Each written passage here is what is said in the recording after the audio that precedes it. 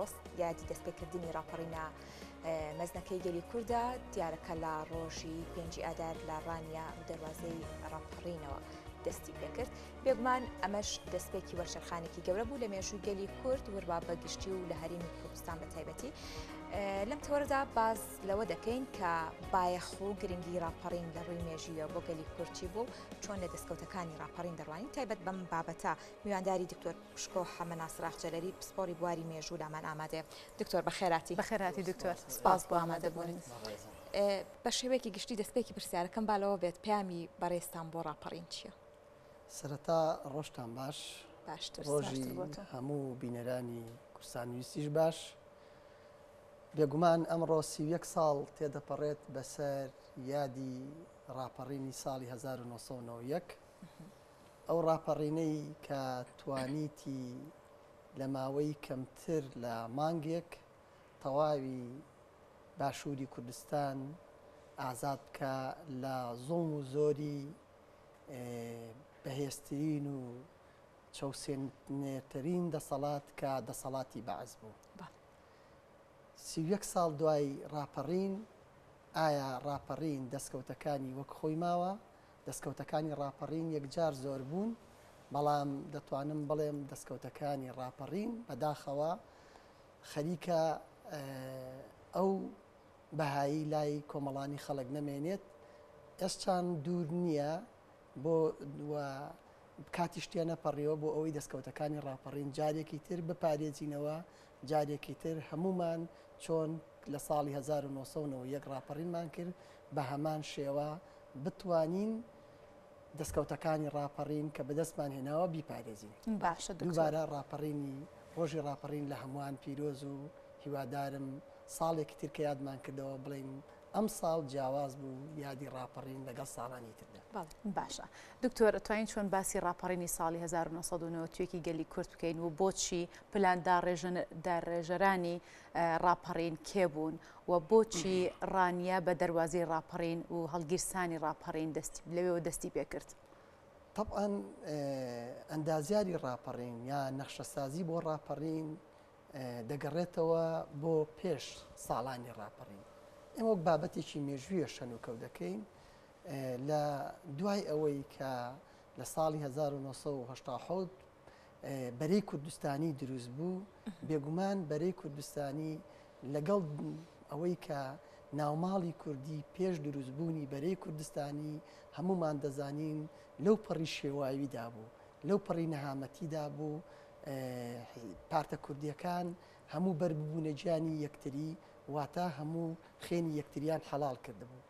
بەڵام بەرەی کوردستانی کە دروست بوو بۆ ئەوە بوو چیدی ئەو خێن ڕشتنەی کورد کۆتایی پێبێت هەنگاوێکی باش بوو بەرەی کوردستانی لە سەرەتادا دروست بوو لەسەر پێشنیاری یەکێتی نیشتیمانی کوردستان دواتر پارتی دیموکراتی کوردستان و حزبی شوعی و حزبی سۆسیالیستی کوردستان هاتنە ناویەوە وردە وردە ئەم بەرەیە بوو بە چەترێک بۆ ئەوەی هەموو هێزە کوردیەکان کۆ بکاتەوە بێگومان ڕەوشێک دروست بوو لە دوای دروستبوونی بەرەی کوردستانیەوە لە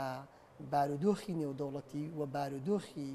هەرێمی بە تایبەتی لە ساڵی 1990ەوە گۆڕانکاری گەوری بەسەرداهاو بۆ نمونە یەک لەو گۆڕانکاریانی کە وەک فاکتێک داتوانین دابنین بۆ فاکتی ڕاپەڕین بریتی بوو لەوەی کە حکوومەتی بەعسی عراقی پەلەماری یەکێک لە وڵاتە عەرەبیەکانیدا ئەویش داگیرکردنی کۆیت بوو بە داگیرکردنی کۆیت بێگومان هەموو هێزە نێودەوڵەتیەکان داوایان لە حکوومەتی ئەو کاتی عراق بە سەرۆکایەتی سەدام حوسێن کرد داوایان کرد بگەڕێتەوە نەگەڕایەوە واتە دوژمنێکی یەکجار زۆری بۆ پەیدا بوو ئەمە بوو بە وەرچەرخانێکی گەورە بوو بە فاکتەرێکی گەورە کە ئەو حکوومەتەی عراقیە لەو بەهێزیەوە تووشی گەورەترین زەربە و لێدان بێتەوە لە کوێت دەریان کرد بەم ئەمە هۆکارێک بوو بۆ ئەوەی کە دواتر ڕاپەڕین بێتەکایەوە لەلایەکی دیکەشەوە هەر هێزەکانی نێودەوڵەتیەکان و هێزە هەرێمەکان کەوتنە هاندانی خەڵکی عراق کەوتنە هاندانی خەڵکی عراق کە ڕاپەڕن دژ بە و دەسەڵاتەی کە ماوەی چەند ساڵێکە دەیان چەوسێنێتەوە ئەوە بوو ڕاپەڕین لە عێراق دەستی پێکرد بەر لەوەی لە باشووری کوردستان دەست پێ بکە لە باشووری عێراقەوە ڕاپەڕین دەستی پێکرد و دەبینین بە سێ شارەکەی گەورەکەی کوردستانەوە نزیکەی 14 شاری عێراق ڕاپەڕی ینی ڕاپەڕینی باشووری عێراقیش فاکتەرێکی دیکە بوو بۆ ئەوەی کە ڕاپەڕین لە باشووری کوردستان بێتەکایەوە و لەگەڵ ئەوەشدا بیرمان نەچێ سیاسەتی چەوسێنەر و جینۆسایدی حکومەتی بەعس بەرامبەر بە کورد فاکتەرێکی سەرەکی بوو بۆ ئەوەی ڕاپەڕین لە باشووری کوردستان بێتەکایەوە سیاسەتی ڕاگواستن سیاسەتێک بوو لە کۆتایی بیستەکانەوە دەستی پێکرد بوو بەڵام لە ساڵانی هەشتاکاندا بیزاد لە کاتی پرۆسی ئەنفالدا سیاسەتی ڕاگواستن گەیشتە لووتکە چونکە چەند شارێکی کەم نەبێ لە ناوچەکانی باشووری کوردستان ئێمە هەموو ناوچی بوو بە ناوچەی قەدەغەکرا و ناوچەی محەڕەمەیان پێدەوت ئەمە لایەکەوە لەگەڵ سیاسەتی ڕاگواستندا حکوومەتی عێراق کەوتە سیاسەتی بە عەرەبکردن یعنی وای لێ هاتبوو ناوی کوردی زۆر کەم ببەوە بەو پیلانەی کەدایان نابوو وردە وردە نەک تەنها ناوی شوێنەکانمە ناوی خەڵکیشمان تعریب کرابوو بە زۆر وایان دەکرد زمانی کوردی لە بیرکەیت و زمانی عەرەبی بەکاربێنی لەگەڵ سیاسەتی بە عەرەبکردن و ڕاگواستندا چقڵەیەکی تریشیان بۆ زیاد کرد بۆ حکوومەتی بەعس سیاسەتی بەعسیکردن بوو قسەیەکی سەدام حوسێن هەبووی هەموو عێراقیەکی باش بەعسیەکی باشە هەموو بەعسیەکی باشش عێراقیەکی باشە واتە تۆ بە بێ ئاگایانە وایان لێ دەکردی کە ببی بە بەعسی ببی بە پیاوی ئەو حکوومەتە ببی بە جاسووس بەسەر خەڵکی ترەوە ئەم سیاسەتی جینۆسایدا لەگەڵ ئەوەشدا دواتر کەوتە سیاسەتی گەورەترین سیاسەتی جینۆسات ئەویش بریتی بوو لە پرۆسەی ئەنفال کە لە ساڵی 1970دا بە 6 قۆناغ بە توانیتی بەشێکی زۆری باشووری کوردستان خەڵکی باشووری کوردستان بە 1970,000 کە من پێم وایە ئەگەر هەرێمی جوگرافیەکە وەربگری ژمارەکە زۆر لەوە زیاترە بەمە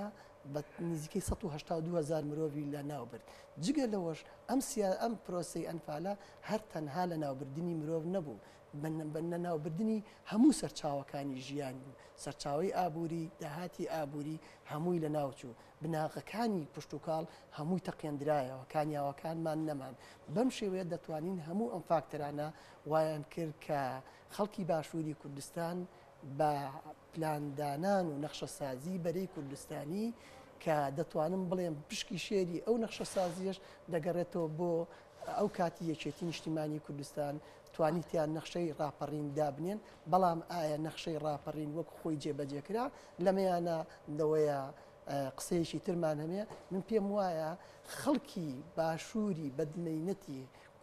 کوردی ئەو کاتە ئەوەندە تامە مەزرۆی ئازادی بوو ئەوەندە تامە مەزرۆ بوو کە ئەو دەسەڵاتە کۆتایی پێبێنێت پێش ئەوەی پلانەکانی نەخشە سازیەکانی ڕاپەڕین وەک خۆی جێبەجێ کرد خۆی پەلاماریدا و خۆی ڕاپەڕینی کرد کەواتە لێرەدا دەتوانین بڵین ڕاپەڕین بۆیە ئەو ناوەشی پێداوە ئەو جوڵە جەماوەریە بوو کە خەڵکی باشووری کوردستان دژ بە زوڵم و زۆر و ناداتی حکوومەتی بەعس لەو کاتەدا کردی و لە دەواازەی ڕاپەڕین لە ڕانیەوە دەستی پێکرد و دواتر وردەوردە هەموو شار و شارۆچەکانی کوردستانی کردەوە هەتاوەکو ئاگری نەورۆز لە 23 لە کەرکووکی کوردستان کرایەوە بەم شێوەیە دەتوانین بڵین تاجی سەرکەوتنی ڕاپەڕین بە ئازادکردنی کەرکووک نرایە سەری بەڵەوەکو سەرەتایە یاوەکو پوختەیەکی مێژوو بۆ ڕاپەڕین بەم شێوەیە بوو. بەڵێ دکتۆر دیارە دروستبوونی بەرەیەکی کوردستانی بۆ ڕزگاربوون لەو زوڵم و زۆرەی ڕژێمی باسی گۆڕ بە گۆڕ واروەها یەکگرتووی و یەکڕیزی لە ناوبەری کوردستانیا تا چەندە فاکتەرێکی گرنگ بوو بۆ سەرکەوتنی ڕاپەڕینە مەزنەکەی 1991 بەدڵنیاییەوە میهرەبان خان یەک لە کێشە هەرە گەورەکانی کورد تێکچوونی ماڵی کوردیە لە هەر کاتێکدا ماڵی کوردی یەک ببێت برایەتی کوردی لە پێشەوە ببێت توانی ومانە ئامانج و مەبەستەکانمان بەدەست بێنین باشترین نمونەش نمونەی بەرەی کوردستانیە کە دروست بوو واتە هەموو ئەو نەهامەتیانەی ئەو خوێن ڕشتانە بوو کۆتاییم پێناو سەردەمێکی نوێ دەستی پێکرد من دەتوانم بڵێم یەکێک لە فاکتەرەکانی یەکێک لە فاکتەرەکانی سەرکەوتنی ڕاپەڕینی باشووری کوردستان ئەوە بوو ناوماڵی کوردی یەک بوو کەس نەیدەزانی ئەم چ ڕەنگێکە ئەو چ ڕەنگێکە چ ڕەنگێک سەرکەوتووە چ ڕەنگێک زیاتر هەوڵدەدا گریک ئەوە بوو ناوماڵی کوردی خەڵکی کورد هەمومان پێکەوە تامەزرۆی ئەوە بوون کە ڕاپەڕین بکەین ئایا ئەو برایەتیە ئەو خۆشەویستیە وەکو یەکێک لە دەستکەوتەکانی ڕاپەڕین کە دواتر هاتەکایەوە ئایا ئێستا وەک خۆی ماوەتەوە من پێم وایە بێگومان دەتوانم بڵێم نەخێر ئێستا ئەو برایەتیە نەماوەتەوە باشترین بەڵگەشمان بۆ ئەم قسانەمان ئەوەیە کە ئێستاکە ناوەند دەسەڵاتی ناوەند واتە دەسەڵاتی بەغداد بۆچی زۆر نایەوێت یاخود ناچێتە ژێر ئەوەی کە جیاوکەکانی کورد مافەکانی کورد وەک خۆی بدات من پێم وایە یەکێک لە هۆکارەکانی ئەوەیە کە نێوماڵی کوردی یەک نییە ینی نێوماڵ حیزبە سیاسەکانی کورد ناتوانن بەیەکەوە بچنە بەغداد یەک پاکێجیان هەبێت بە یەک زمان قسە دەبکەن یەک ئاراستیان هەبێت کە قسەی تێبکەن و ئاواتەکانی کورد باس بکەن بەداخەوە ناوماڵی کوردی ئێستا یەک نییە و بەغداش ئەم ڕاستی بۆ دەرکەوتووە بۆیە کار لەسەر ئەوە دەکا پارچە پارچەمان بکە بەش بەشمان بکە بێگومان کێش زەرمەندە لە نێو ئەو پارچە پارچەکردنەی نێوماڵی کوردیدا بێگومان هەر خەڵکی باشووری کوردستان زەرمەندە دوای 31 ساڵ ئەگەر حیزبە کوردیەکان سەرکردایەتی سیاسی کورد بە یەک شێواز داوای مافەکانیان بکرا من پێم وایە ڕۆژمان نەدەگەیشتا ئەو ڕۆژی کە ئێستا باشووری کوردستانی تێکەوتووە خەریکە بەغداد بە دەرکردنی کۆمەڵێک بڕیار دەستی کردوتە بیناقاقەمان ئەو سەرکەوتنانەی کە لە ڕاپەڕینەوە بەدەستمان هێناوە خەریکە تێکچوونی ناوماڵی کوردی و دەستخستنی بەغداد بۆ بیناقاقای کورد بڵێن حکوومەتی هەرێمی کوردستان خەریکە دەستکەوتەکان بە ئاراستەیەکی پێچەوانەوە دەبێت و ئەو هینەی کە کۆمان کردوێتەوە ئەو دەستکەوتی کۆمان کردوێتەوە وردە خەریکە بە فاکتەری ئابووری وای کردووە کە وردە ئەو دەستکەوتانە نەتوانین وەکو خۆی بەدی بهێنین. باشە دکتۆر توانین بڵین ڕاپەڕین توانی چەند وەرچەرخانێک دروست بکات لە کوردستاندا ئەگەر بین باسیە وەرچەرخانە بکەین. بەدڵنیاییەوە ڕاپەڕین دەستکەوتی یەکجار زۆری بەدەستێنەوە خۆمان دەزانین ڕاپەڕین یەکێک لە دەستکەوتەکانی ڕاپەڕین ئەو ئازادیە ئەو فەزا ئازادەیە کە ئێستا لە باشووری کوردستان و لە هەرێمی کوردستاندا هەیە بە هەموو کەم و کوڕەکانەوە دەتوانین بڵین ئازادی تا ڕادەیەکی زۆر فراهەمە بۆ خەڵکی باشووری کوردستان ئەمە یەکێکی دیکە لە دەستکەوتەکانی ڕاپەڕین حکوومەتی هەرێمی کوردستانە پێمان کەم نەبێت دروستبوونی حکوومەتی هەرێمی کوردستان کە لە یەکێکە لە دەستکەوتە گەورەکانی ڕاپەڕین بەڵێ حکوومەت قسەمان زۆرە لەسەر کار و هەنگاوەکانی حکوومەت بەڵام حکوومەتی کوردی بۆ خۆی ئاواتی هەزاران کەس بوون کە شەهید بوون و بە ئاواتەوە بوون کە حکوومەتێکی کوردی بوون نەیان بینی بەڵام ئێمە خۆشبەختانە بینیمان ئەمە یەکێکی ترە لە دەستکەوتەکانی ڕاپەڕین یەکێکی دیکە لە دەستکەوتەکانی ڕاپەڕین بریتیە لە دروستبوونی دەستگایەکی یاسادانان کە ئەویش پەرلەمانی کوردستانە کە پێم وایە پەرلەمان دەبواە ئێستا ناوەندێکی گرنگ بواە بۆ یەکلاکردنەوەی کێشەکان ئەمە دەستکەوتێکی ترە و لەگەڵ ئەوەدا یەکێکی تر لە دەستکەوتەکانی ڕاپەڕین بەرەو پێشچوونی ڕەوشی لایەنە جیاوازەکانی پەروەردە و خوێندنی باڵایە کە هەنگاوی گەورەی ناوە هەر هیچ نەبێ زمانی کوردی بوو بەو زمانەی کە زۆر بچێتە پێشەوە لەو ناوەندانەدا بەڵام دوای 31 ساڵ هەنارخان جێگەی خۆیەتی بپرسین ئایا دوای 31 ساڵ چی بکرێت بۆ ئەوەی ئێمە دەستکەوتەکانی ڕاپەڕین زیاتر بپارێزین خۆی لێرەدا دەستکەوتەکان گرنگن بەڵام لە دەستکەوتەکان گرنگتر چییە پاراستنی ئەو دەستکەوتان من پێم وایە دەستکەوتەکانی ڕاپەڕین یاخود سەرکەوتنەکانی ڕاپەڕین خەریکە تووشی کێشە دەبێت بۆیە لەسەر هەموو هاوڵاتیانی باشووری کوردستان و لە پێش ئەوانیشەوە لەسەر سەرکردایەتی سیاسی کورد پێویستە خۆیان ڕێبخەنەوە بۆ ئەوەی ئەو دەستکەوتانی کە بەدەستمان هێنا و باسمان کرد لە دەستی نەدەین و بتوانین وەک خۆی بیپارێزین بۆ نمونە من بە چەند خاڵێک هەوڵ دەدەم ئەوانە بکەن چی بکەن سەرکردایەتی سیاسی بۆی ئەو دەستکەوتانە پارێزرا بێت. خاڵی یەکەم هەمومان دەزانین کۆمەڵێک خەڵک کۆمەڵێک هاوڵاتیمان پێشمەرگە بوون، پێشمەرگەی زۆر ئازا بوون، قوربانی زۆریان داوە. ئەم قوربانیدانە کە سەرئەنجامی ئەو قوربانی ئەوان توانیتیان ڕاپەڕین بکەن و توانیتیان بۆ بکەین بۆ مافانەی خۆمان. بەڵام کاتی ئەوە هاتووە ئەو شۆڕژگێرانەی کە ئەو لە ڕابردوو شۆڕژگێر بوون و ئێستا گەیشتوونەتە دەسەڵات بیرێ بکەنەوە، هەر بیرێک لە ڕابردووی خۆیان بکەنەوە، بیرێک لە کوردایەتی خۆیان بکەنەوە بنمەتێکی ئەو سەردەمواتە بە ساوەک و چۆن ساڵانی هەفتاکان و هەشتاکان شۆڕشیان دەست پێکرد بەو شێوازە پیر بکەنەوە لەوە زیاتر جوانیەکانی خۆیان قوربانیەکانی خۆیان نەشێوێنن بۆ بەچی هەوڵ بدەن بیپارێزن ئەو سەروەری خۆیان خزمەت گوزاری پێشکەشی خەڵک بکەن. لەلایەکی تریشەوە دەستگای یاسادانان کە وتمان پەرلەمانی کوردستان کە ئاواتی هەموو خەڵک بوو لە ساڵی 1992ەوە دروست بووە. ئەم پەرلەمانە بە سەرۆکەکەیەوە بە جێگرەکانیەوە بە هەموو ئەندام پەرلەمانەکانەوە کاتی ئەوە هاتووە پارێزگاری لە هیچ نا لە سوێندەکەی خۆیان بکەن. ئەو سوێندەی خواردویانە کە ببنە ڕەقیب ببنە چاودێرێکی باش بەسەر حکوومەتەوە بۆ ئەوەی باشترین خزمەت بە خەڵکی باشووری کوردستان و بە هەرێمی کوردستان بکە. ئایا پەرلەمانی کوردستان ئەم کارەی کردووە؟ من پێم وایە بەداخەوە نەیتوانیەوە ئەو کارە بکە. لە هۆکارەکەشی چییە؟ هۆکارەکەشی بەرژەوەندی حیزبیە پێش بەرژەوەندی شخصی، دوایی بەرژەوەندی شخصیە. هیوادارم بە سەرۆکی پەرلەمان و جێگرەکان و ئەندامەکانەوە لەم یادی ڕاپەڕینەدا پەیامێکی نوێ بدەنەوە بتوانن ببن بە چاودێرێکی باش و بتوانن باشترین خزمەت و باشترین یاسا دەرکەن بۆ خزمەتکردنی خەڵکی هەرێمی کوردستان. حکوومەتی هەرێمی کوردستان یەکێکی ترە لەو دەستکەوتانەی کە ڕاپەڕین دروست بووە لە سەرۆکی حکوومەتەوە بە هەموو وەزیرەکان و بە هەموو فەرمانبەرەکانەوە کە من بۆ خۆم مامۆستای زانکۆم واتە فەرمانبەری حکوومەتم ئەرکی سەرشانمانە ئەو مەهامەی کە هەمانە ئەو پەیامەی کە حکوومەت دەیەوێت جێبەجێ بکە بیگەینەتە دی.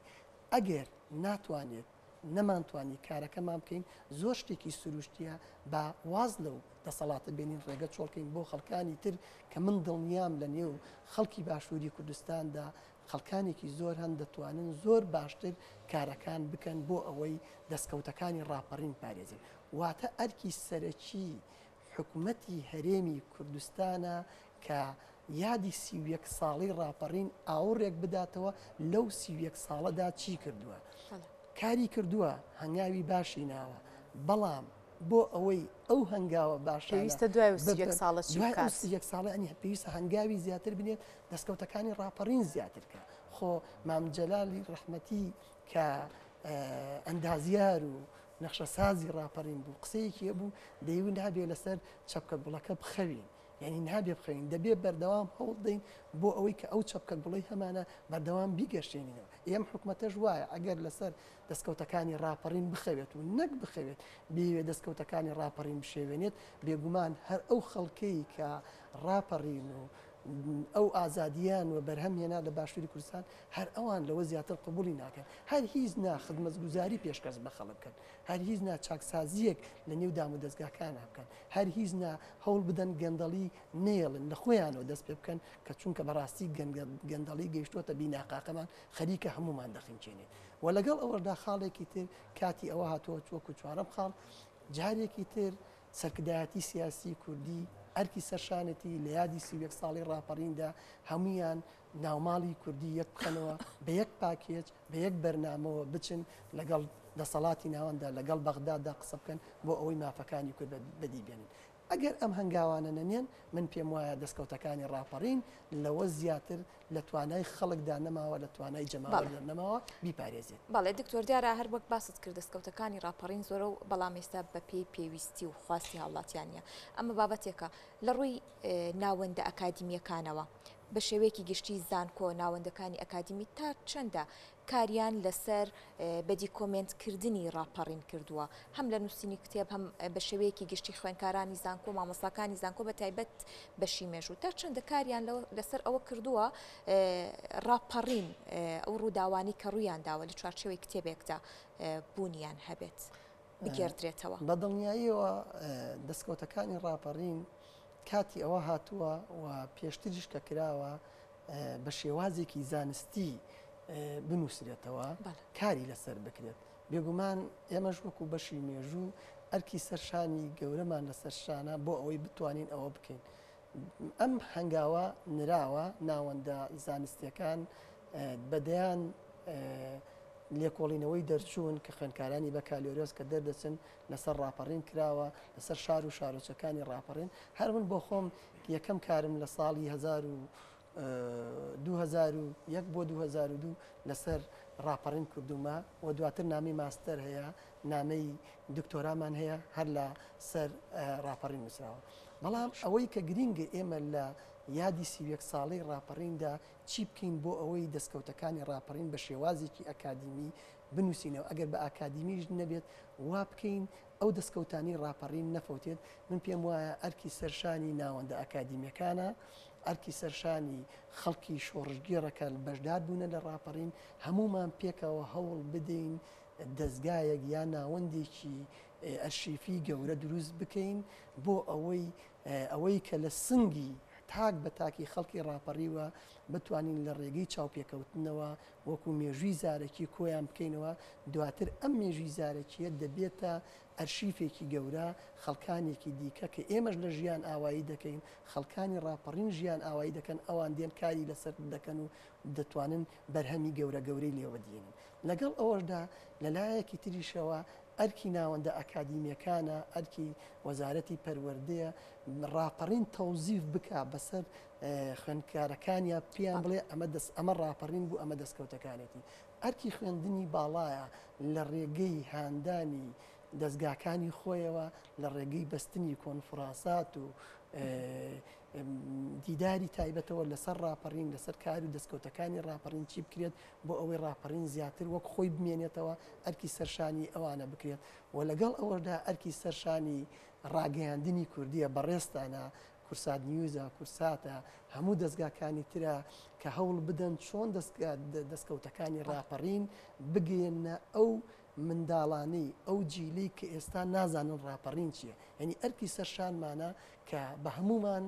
پەیامەکەمان بگەێنین بڵین ئەمە ڕاپەڕین بوو، دەستکەوتەکانی ڕاپەڕین ئەوە بوو و بەو شێوێش دەبێت ئێمە پارێزگاری لە دەستکەوتەکانی ڕاپەڕین بکەین. بەڵێ زۆر سپاس بۆ دکتۆر پشکۆ حەمە ناسراخ جەلەری پسپۆری بواری مێژوو. سپاس بۆ ماندوومان، سپاس بۆ ئامادەبوون، خێراتی دووبارە.